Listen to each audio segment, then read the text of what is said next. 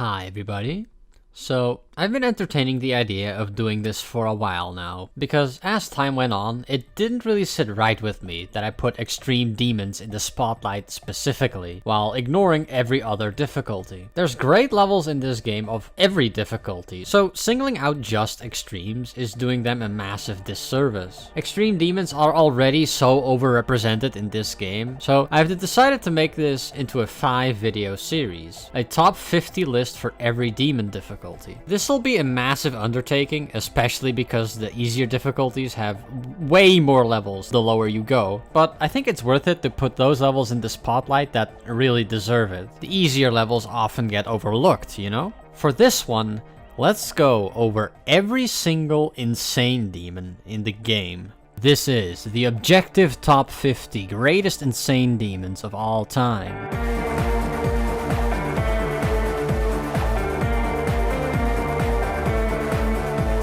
In contrast to the Extreme Demons video, I actually went and played through the levels for this video. Full transparency, I didn't play all of them. Not even close. I'm not good enough at the game to really do that in a timely manner. What I did was make a general list of about 100 levels that I liked, and play through those, and based on that, I created my top 50. I think this is a fair compromise. It does mean that this video took a lot longer to make as well. This list takes every insane demon into account up until July 28th. Anyway, I think that's enough preamble. Before we dive in, just remember that my opinion is objective fact and not to be questioned. Thank you.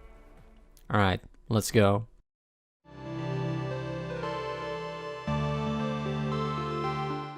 EXG is a level by Grax that's basically the same as Broken Signal, except it's not as good. The theming is just not as strong in this level. It's still cool, but it's kind of disappointing in comparison. I feel like stagnation is the main problem with this level. You have to develop your repertoire and try new things as a creator, you know?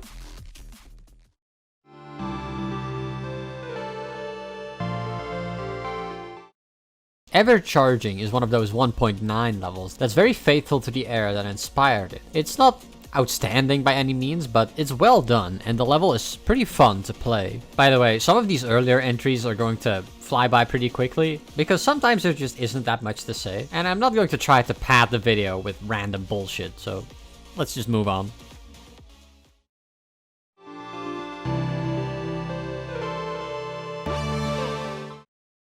Bee-Nest is on this list for its colorful designs and effects. The level plays around a lot with highly saturated colors and uses cool, trippy effects to create this surreal feeling atmosphere, which I think is pretty neat. Actually playing the level wasn't all that fun though, so it ends up low on the list. It's got this obnoxious gameplay style where you're made to press the button in quick succession with no breaks, which is particularly exemplified in the spider part. It's not exactly spam, it's just a lot of pressing the button with no chance to really catch your breath. I hate that shit, it's extremely annoying. One of the reasons I couldn't get through the Doom Gauntlet was because of gameplay like this in Shrill Hallway. I just find it exhausting and aggravating. Let the player rest for a split second, please.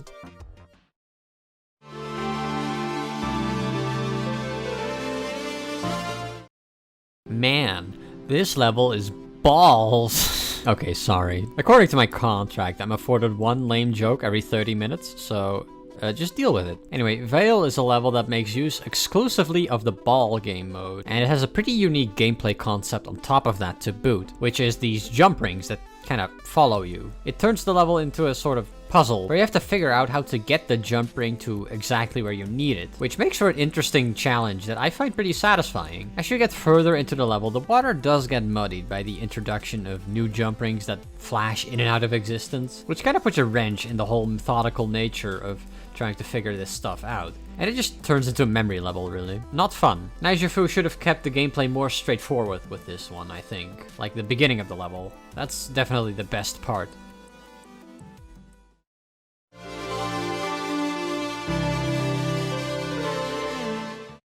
Uphill isn't a super outstanding level, I would say. It's just pretty cool. I like the idea of jump rings as decoration in the wave part.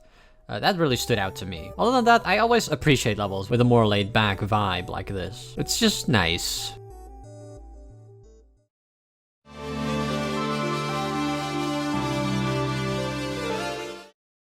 Sometimes I feel like people are a little too quick to dismiss 1.9 style levels because they're still cool and they still look good. After all, there are plenty of levels that have stood the test of time, so why not translate that to the current day? Electro Rush is a good example of this. It's just a very competently designed level using the 1.9 limitations, and it's not at all hurt by this decision. In fact, I would say that in many cases, forcing limitations upon yourself allows you to be more creative. Compared to 2.0 and 2.1, we didn't actually have 1.9 for that long, so I feel like there's still a lot of unexplored territory there. Unexplored territory that Electro Rush shines the spotlight on. Anyway, Electro Rush is cool, I like it.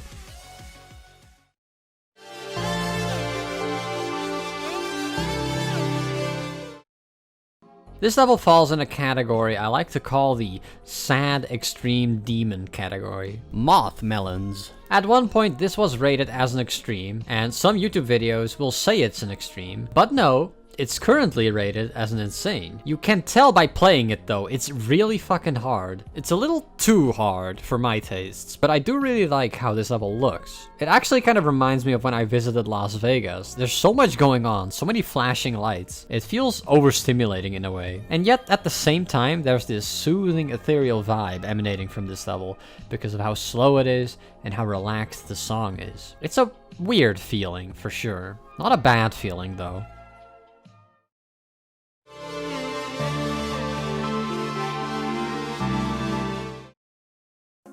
Feel is another one of those chill levels. I don't think it stands out too much, but I do like the effects it uses. I'm taking a vibes-based approach with this level, and I've come to the conclusion that the vibes check out, alright?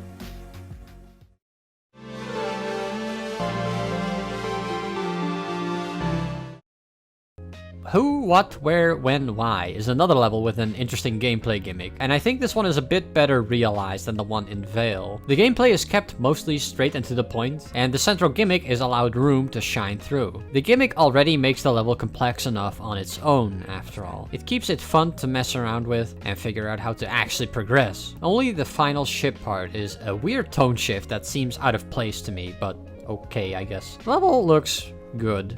Visually, nothing special worth noting though.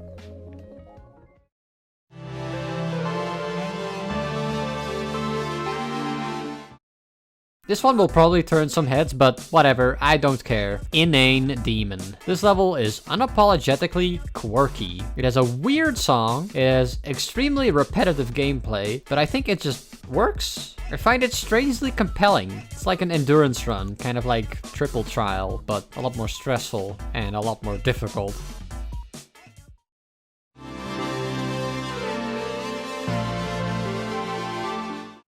Another entry in the sad extreme demon category, Foggy Morning. It's weird because this one definitely didn't feel nearly as hard. Either way, this level is cool because it has kind of a melancholic vibe going on with the old-timey sepia color palette. Feels like an old memory. Level isn't too outstanding or anything, but it's definitely doing something with its theming, and I'm into that.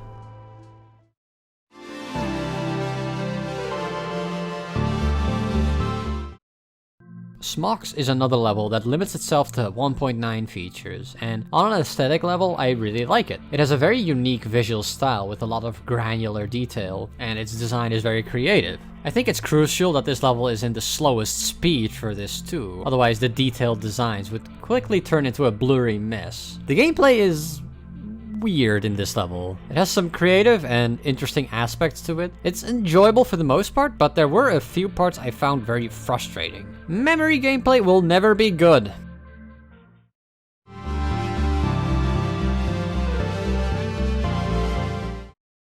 Nightcrawlers is a firewall-inspired level by Starkey the Salad, who, despite his many appearances in popular levels, is kind of underrated, I feel. My favorite aspect of this level, gameplay-wise, is definitely the cube part, although I think I would have liked it even better if there just weren't any spikes on the floor, and the challenge of this part was to navigate it with a floor completely made out of blue jump pads. Still, I think I can live with this compromise. Visually, the level obviously takes a lot of inspiration from Firewall, which does hurt it somewhat in my eyes, but nonetheless, it does look really good.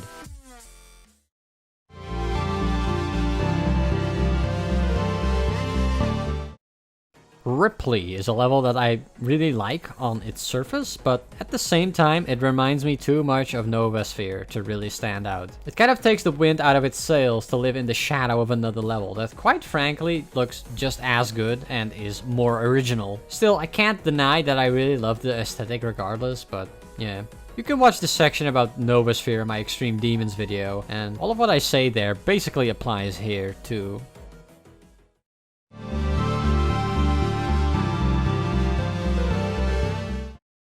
Dreamer is another level by Kiwi Penguin. We already saw Inane Demon, which is also by them. The effects in this level aren't overly complicated, but they're very effective at selling this dreamlike atmosphere that permeates the level. On top of that, there's a lot of unconventional and sometimes cryptic gameplay in this level, where it isn't immediately obvious how you're supposed to progress, especially in the robot part at the end. But I really enjoy figuring that sort of thing out. It makes you think about the gameplay elements creatively, which is very satisfying.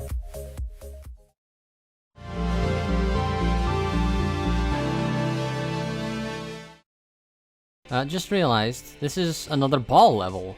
Dust. Okay, I'm having a hard time articulating what it is that I like about this level. I guess it's just vibes. I think the level is trying to make me contemplate death. We all end up as dust after all. But I don't plan on dying, so I don't find it super compelling. I think the level could have done without the chapter titles and the very explicit message at the end. Let the level speak for itself, you know? I talked about this with White Space too, briefly. I don't want to be told what to think about your level. It muddies the waters and takes away from the impact of the level, I feel. I would have placed it a bit higher if not for that. Of course, I do still like it. It has those vibes, after all. Gameplay-wise, it's another ball level. Nothing too crazy, but there is this jump ring part that I found a lot of fun to play around with.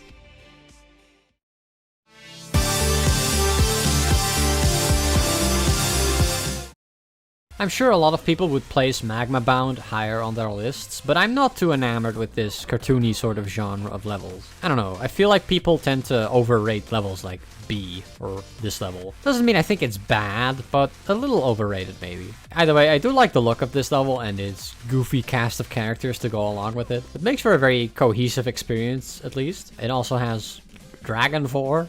I don't know how to feel about that. The gameplay is serviceable, but it does have one of those click every quarter of a second spider parts that makes me want to rip my hair out. I am not a machine. I am a being of flesh and bone. Let my fingers rest, please.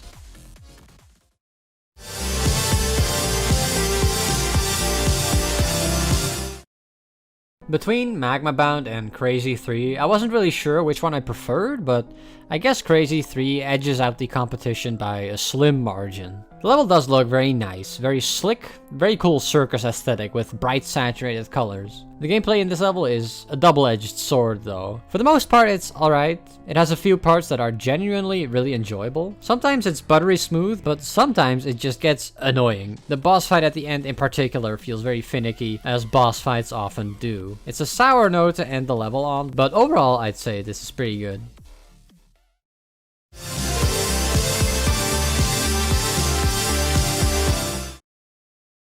Nonsense World. I'm not really sure what to say about this level, which I guess is appropriate. It's pretty nonsensical, so I guess it delivers on its premises. The level doesn't feel all that cohesive, but I get the impression that wasn't really a concern when this was made either. I do like the look of this level for what it's worth. The design is very appealing. It's very slick, yet detailed, which is a tough balance to strike. And the level is also just plain satisfying to play. The lack of cohesion does hold it back for me though. Like, there isn't enough cohesion to take it seriously, but the jokes in the levels still feel out of place, because it's not really a joke level either. It just falls in this awkward limbo in the middle. Half serious, half joke. I'd rather just the level picked a side. Centrists get the bullet in this house.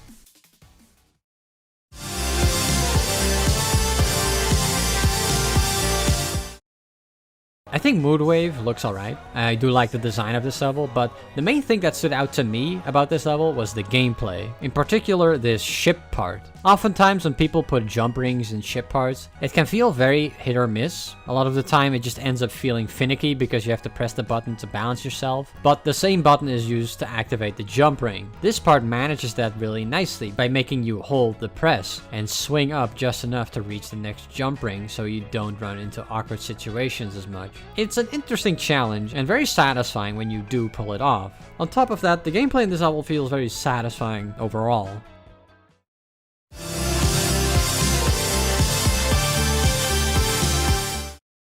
Klutz is a very pretty level with pretty complementing colors. I honestly don't have anything profound to say about this one, I just think it looks pretty. It's pretty.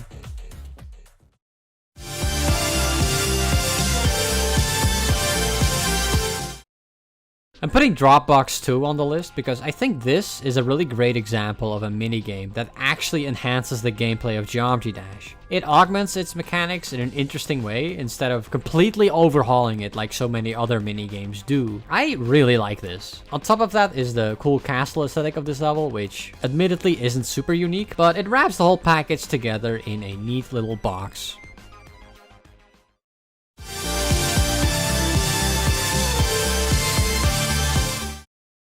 Horntail Cave has always held kind of a special place in my heart, because I always felt like it was one of the first levels that evoked a very clear sense of adventure. Entering a dragon's lair, lined with crystals and gold, and destroying the beast lurking within. That's just cool to me. Granted, this level is showing its age a lot, but I will always appreciate it for that.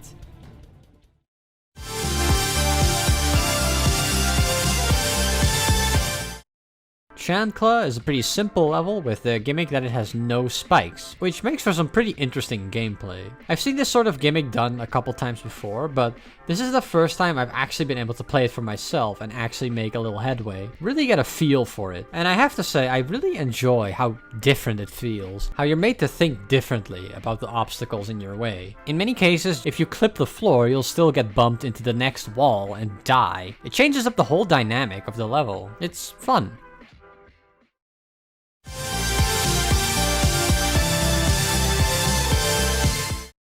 Moon is a level that takes place on the moon, which really appeals to me because I never grew out of being a space kid. I still want to go to space. I'd say this level has really good atmosphere, but you know. I'm really drawn to levels that have kind of a simple gameplay style like this. The focus is really on the raw mechanics of the game. It makes every jump feel very satisfying to me. There's no unnecessary bells and whistles messing with the steez. That doesn't mean I don't enjoy bells and whistles, but it's easy to mess up bells and whistles, you know? Complexity doesn't necessarily make your level better, and simplicity doesn't necessarily make it bad. It's all in the execution. Minor complaint I do have about this level is that the ruins take up a bit too much of the level's runtime for my tastes. A big part of the level takes place in these dark corridors, obscuring the main setting of the level. It's become kind of a habit for me to put intermissions in these top 50 videos, because they do help break the pacing somewhat.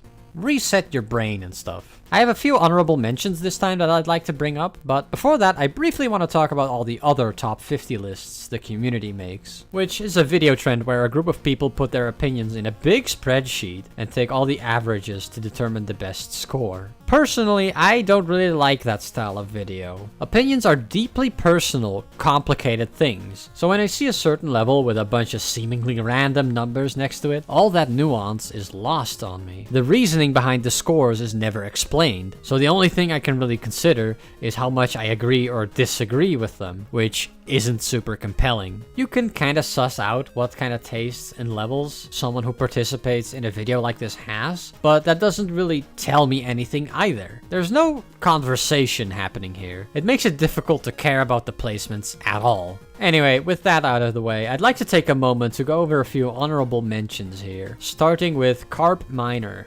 Don't get it twisted, this wasn't a close call. I don't like Carp Minor, except for this visual gag at the start of the level. The fish on the piano actually made me laugh out loud. That's so fucking funny. I just had to bring it up. On a more serious note, Footnotes. This is a memory level that almost made the list because the way it implements memory is actually kind of clever in some parts. There's this part where your clicks sync up with the syllables of the Japanese words that are being shown. And I think this is a really good way of representing that concept of learning a new language that this level centers around. and linking it directly to the gameplay. It's memory, but there's actually a method to the madness here. You're applying learned knowledge. I think this is an excellent example of memory done right, which is a rarity. Sadly, it's only limited to one part of the level, so I couldn't bring myself to place it that high after all. Most of the other parts are just pure annoying memory, except for the part with the offset blocks. I also kind of like that part.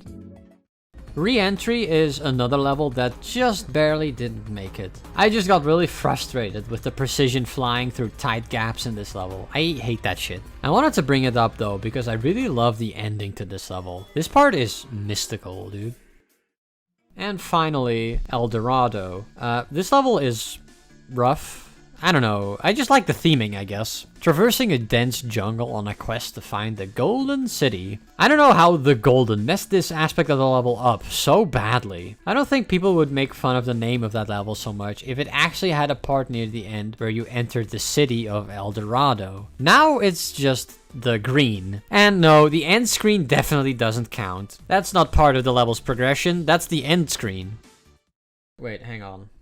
I just got a notification on YouTube. Park is asking me to look at 2 levels. Meat Dress Express?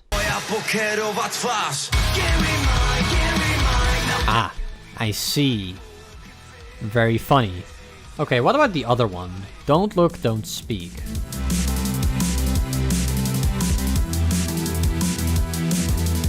Oh, this is actually cool. I have to say, I do really enjoy this unconventional style from Park. Nobody else builds levels like this. Probably because it's not all that approachable, I guess. But to me, there's something captivating about the way this whole level is structured. It feels loose and freeform. It's creative. I'd love to see this rated, honestly. Oh yeah, I probably should have mentioned that. These are both unrated levels. Anyway, with that little diversion out of the way, let's continue with the list.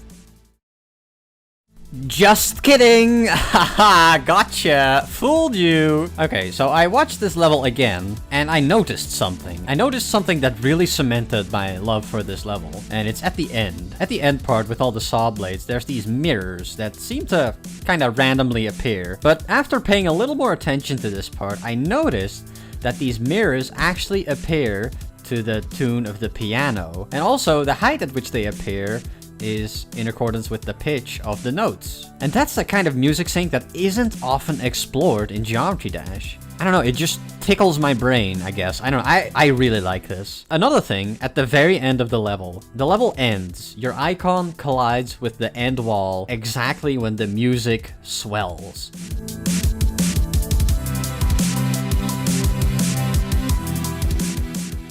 That's such a powerful effect, you know? It's like the end of the theory of everything, I guess. It's just very satisfying. It just feels really good, you know? Alright, now we can go back to the video. Promise. Okay, back on track. We gotta go back on track.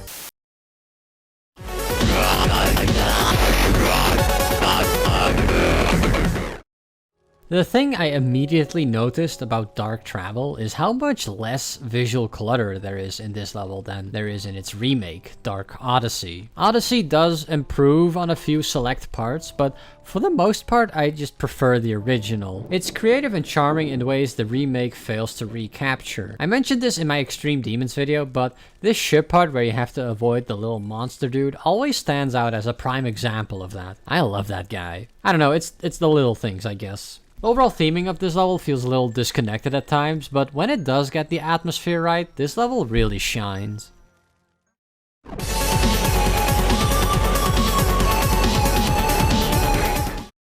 HBFS, or Harder, Better, Faster, Stronger, is a very disco level. Playing this level feels like you're getting your groove on down on the dance floor, but with the colorful lights and the downright groovy song. Classic Daft Punk. Even I know this one. It's just satisfying to play, too. It sings really nicely. Who knew that jumping over a couple spikes could be this engaging? It all depends on the context, I guess.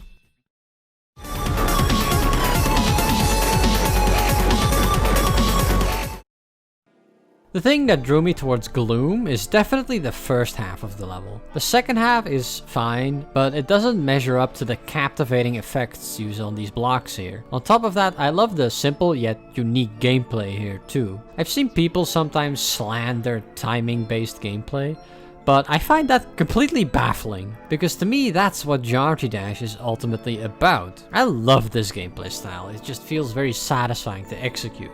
There's no ambiguity whatsoever. It's pure distilled Geometry Dash.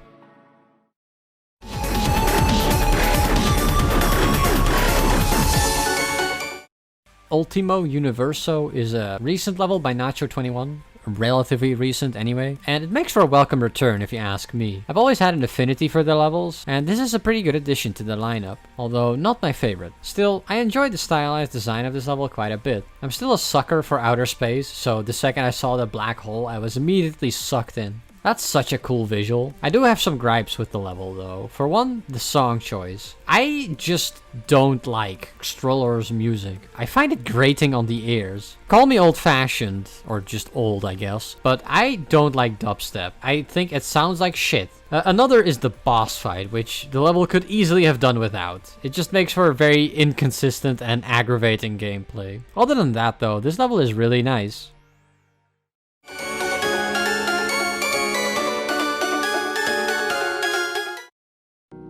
Shoe Bill is a very unique level that uses this mechanic of these lines waving back and forth, crossing over each other. You're supposed to navigate your way through, which can be kind of cryptic, but I found it pretty enjoyable to figure out. It's like picking away at a knot until it falls apart in your hands. I also really like the design of the level. I really appreciate how it limits itself to using mostly line pieces for its structures and effects. It makes for a very creative and original level concept. Very cool.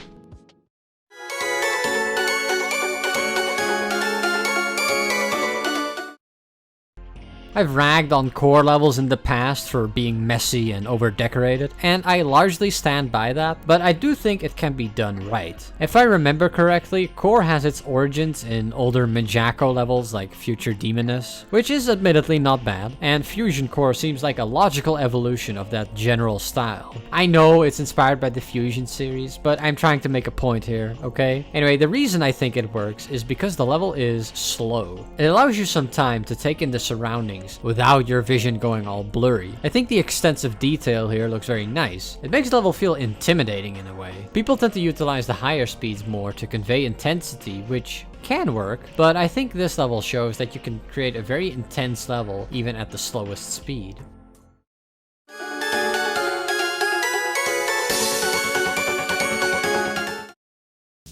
Now this is a really cool idea. Breadboard is a level that takes inspiration from those board things. You can put electrical components like wires and lights and displays and stuff. It's definitely a creative level. I love all the individual little art pieces and how childlike it feels. This level is like looking in a fridge and seeing all the silly little art projects that have been stuck up there with magnets. It's very charming in that way.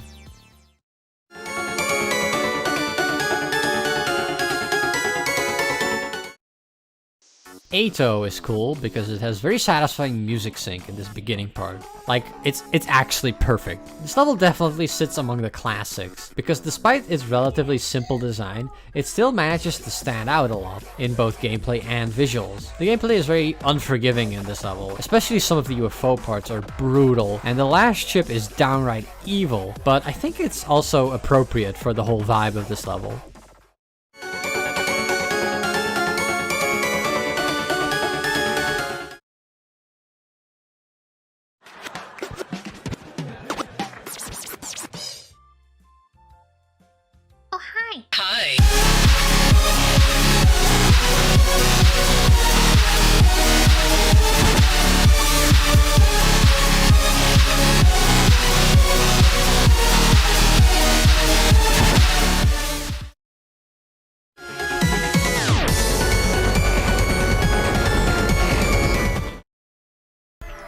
When I was playing this level, I was particularly impressed by this ship part for its gameplay, because it offers such a unique and interesting challenge in obscuring the way forward without resorting to pure memory. You can look ahead and see the way you actually need to go. I don't know, this just stood out to me. I like this. You could make an entire level out of this idea. I probably would have placed Kid Smoke a little higher if it did. I guess the wave part is also kind of like that. Either way, the level is kind of spooky in a way, even if it's not exactly scary. It's weird, but the vibes are on point, I think. It strikes that balance between being a little silly, but also a little unsettling.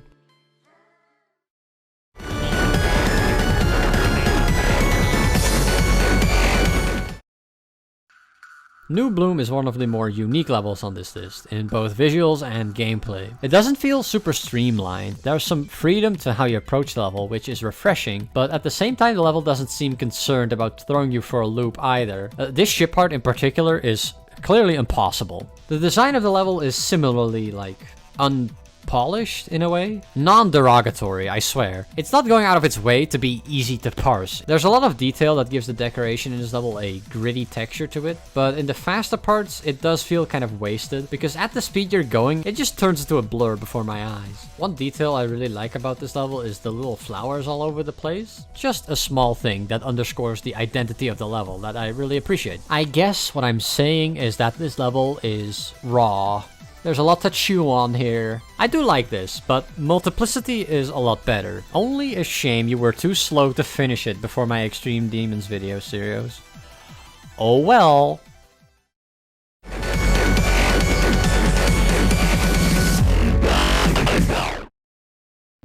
I'll be the first to admit that Stalemate is kind of a dorky level when it comes to the lead up to the drop, but other than that I feel like it's a testament to the level's quality, how well it holds up compared to its remake, Stalemate Redux. The original stands out. It uses daring, bright colors and leaves a lasting impression with its nonetheless intimidating atmosphere. This level is kind of wacky, I just think it has a lot of charm, and that's clearly not easy to recapture. Obviously, Stalemate is a little rough around the edges, maybe even a lot, but I'm just not really bothered by it.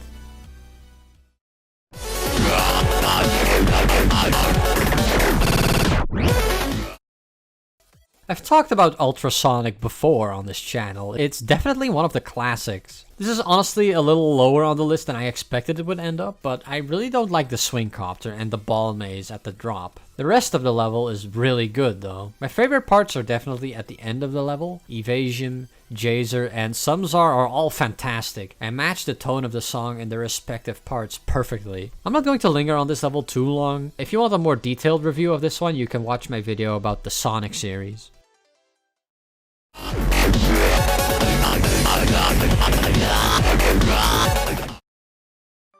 If you think about it, it makes a lot of sense that my own levels would keep showing up on my lists. Obviously, I would create levels that cater to my own interests, so a list based on my own tastes would naturally feature my own levels. So don't get upset. I put Edge of the Universe over Ultrasonic without a hint of shame, because that's genuinely how I feel. It's not my magnum opus, but I'm still pretty proud of it. In contrast to a lot of remakes nowadays, this level is a remake of a level that could actually use one. Center of Existence by Daddy Pro. I always had a soft spot for his levels, and this one in particular was not treated well by the passage of time. I decorated it using only player colors because that's always something that stood out to me about Daddy Pro's levels, and I wish he went a little further with it, you know? I think it's a super cool feature that often goes underutilized by creators. It's one of the reasons Electrodynamics is the best ROB Top level. I mean, just compare how different it looks depending on who plays it. And yet it always looks good. That's so fucking rad, dude. Anyway, I'm rambling. If anything, this might be good to consider if you're working on a level for my creator contest.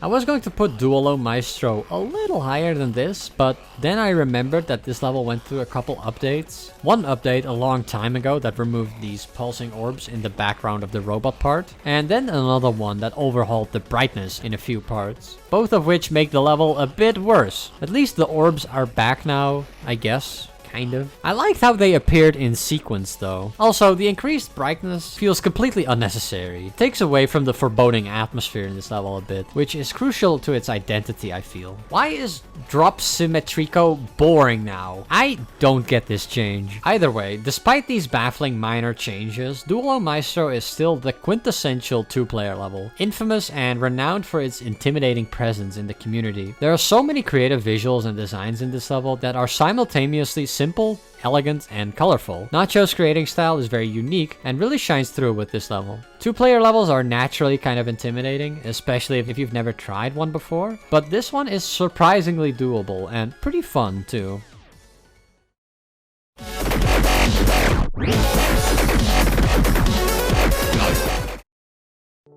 Home is a level with a chill vibe to it, very laid back, with some simple designs and effects. Nevertheless, it's very effective at making me just relax and simply vibe with it. It's like when you're playing Minecraft and the iconic music starts playing and you're just in the zone, you know? There's a tinge of nostalgia to it, which makes the name of the level feel appropriate too. This is something I've noticed about Anvil's levels in general. They're very effective at conveying base emotions in me somehow. I have to respect that. The moon below is still peak though. I don't think this reaches the same heights for me.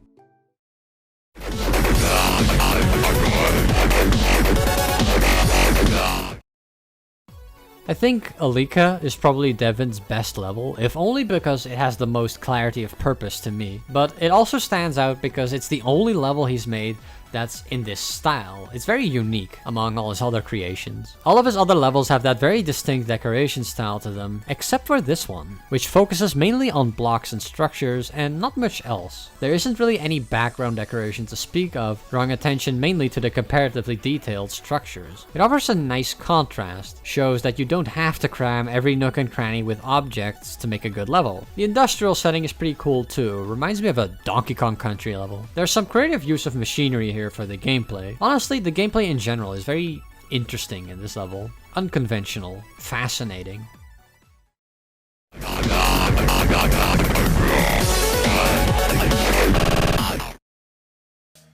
The Far Sky is a very beautiful level, which is a take I don't think I have to justify much, but it manages this while also keeping things relatively clean and simple, keeping the object count to a minimum. I do have a few gripes with the level though. I'm not a big fan of the clouds that just appear out of thin air to give you a quick platform to jump on. That doesn't feel appropriate for a cloud to do. On top of that, and this is frankly the thing that holds this level back the most for me, the ending.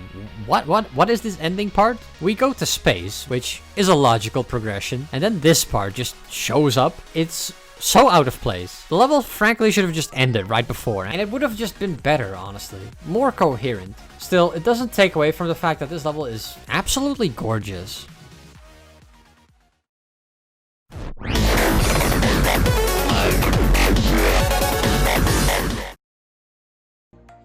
Windy Landscape is a classic, and used to be one of the greatest challenges this community had to offer. If you had conquered Windy Landscape, you were one of the greats. It is still fondly remembered, and as a victor of the level, I have to agree. When looking at Windy Landscape, the design isn't particularly mind-blowing, I don't think. I mean, it looks good, don't get me wrong. There's some creative structuring going on here with a surprising attention to detail. In general, I'm a fan of Woogie's design style, except when he makes everything go black, I guess. Either way, the thing that stands out to me in this level, especially after playing all the other ones on this list, is the gameplay. Turns out, creating good gameplay is actually really difficult, and lots of levels I played really struggled to hook me in with the playing experience. Windy Landscape does this brilliantly. It's kind of hard to articulate why, but it just flows really nicely. Despite its difficulty, it doesn't feel hostile or finicky. It's just fun. And the sync is so on point. It's one of the most satisfying levels of this difficulty to play. Not once did I get frustrated when I was trying to beat this.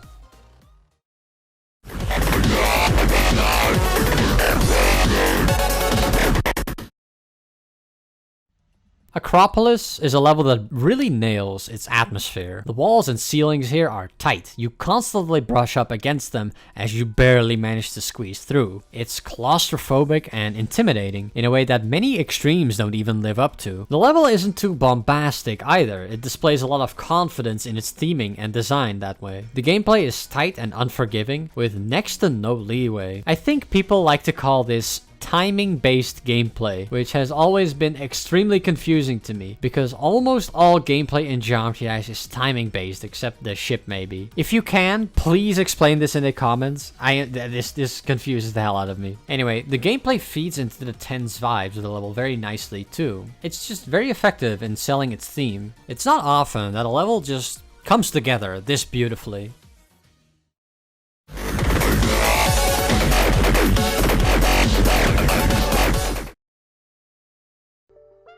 Wilt is an underrated gem. It's a level that uses no triggers whatsoever, serving as another great example of how limiting yourself can actually lead to a lot of creativity. The level makes clever use of animated objects to simulate rain and leaves fluttering in the wind. There's a certain progression to the level, starting in the summer and ending in winter, notably skipping over spring entirely. There's a certain sadness that permeates the level, as though it's mourning the coming of winter, the season of death, decay, and darkness. It's a depressing time of year, to be sure, so in that sense, the level really does resonate with me.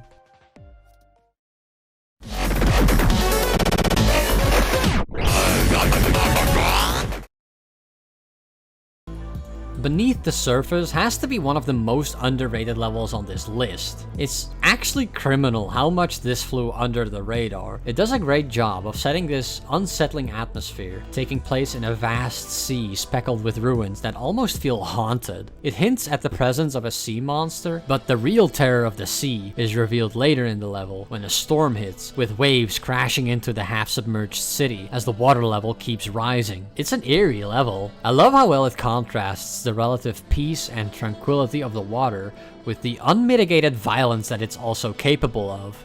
It commands respect for the forces of nature. It's chilling. Awesome. I love this.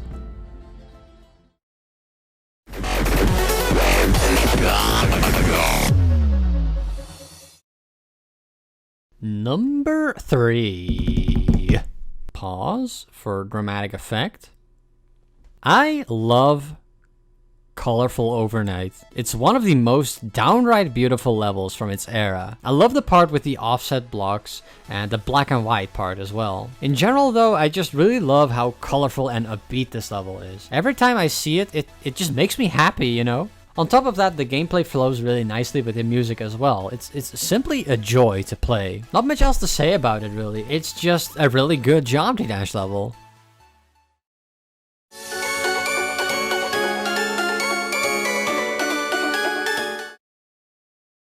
Second on the list, another level that I felt drawn to for years and years. Lit Fuse. I don't know, man, I initially put this lower because of the straight flying in this level, but when I look at the gameplay here, I can't help but forgive the level for it, because it just feels like it belongs here. It's crazy, but Lit Fuse has made me appreciate straight flying in a way that no other level ever could. That's insane. Just look at this part and how the height of the ship corresponds to the pitch of the song. This level has a mesmerizing atmosphere to it, with one of the most powerful drops I've ever seen. The gameplay is weird and kind of funky, conventionally unconventional from Kermal, but it really fits the song perfectly. The vibes are on point. This is immaculate level design.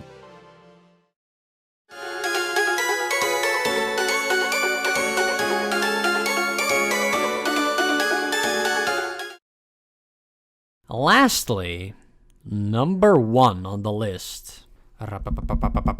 You might not have heard of this one actually. This is the only level in the top 3 that doesn't originate from the Stone Age. It's The Place, a level set in an industrial setting, which admittedly isn't the most original idea on its surface, but this level really stands out from the rest. The level is rough, violent, and suffocating, what with all the smoke everywhere. It's so effective at conveying the heavy percussion and hissing in the song, and it does a fantastic job at making the level feel really dangerous. The smoke gets in your eyes and blurs your vision, the jumps feel precarious, the level is very in your face about the whole thing, as it should. This is perfect execution of a theme. I was extremely pleasantly surprised when I saw this for the first time, going over all the insane demons for this video. It left quite the impression on me, more so than any other level, so placing it at the top seems appropriate to me.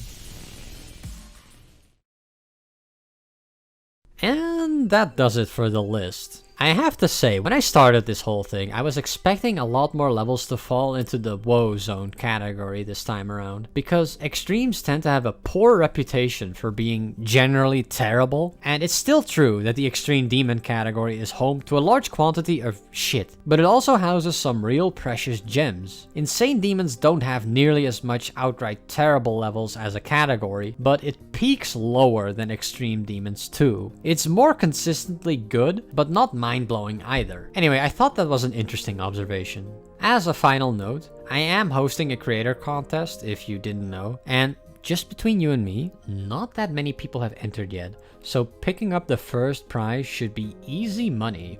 There's still plenty of time left, too. But anyway, I will make a top 50 on hard demons sometime in the future, but I am going to take a little break and focus on smaller videos first. This is a lot of work, after all. By the time I'm done with the series, I can probably start over again. By then, the Extreme Demons video will be horribly outdated, I'm sure. Haha. I'm just kidding, of course. I'm not doing that again. Unless... One final thing before I close out the video. I've set up a Patreon in case you want to support me, because YouTube doesn't actually pay that well, especially a channel my size. And you know, we do be living in a society. If you do decide to support me, there is a Patreon reward that allows you to vote on a level for me to review at the end of each month. Just a little incentive. There'll be more details on the page itself, which I will link in the description. You don't have to join, of course. Really only consider doing this if you have a disposable income to dispose of. I'll gladly take it. But yeah, that's the end of the video. Thanks for watching, everybody, and see you next time for the top 50 greatest hard demons. Coming sometime next summer, probably. Considering this, the rate I'm going. We'll see. Anyway, see you later.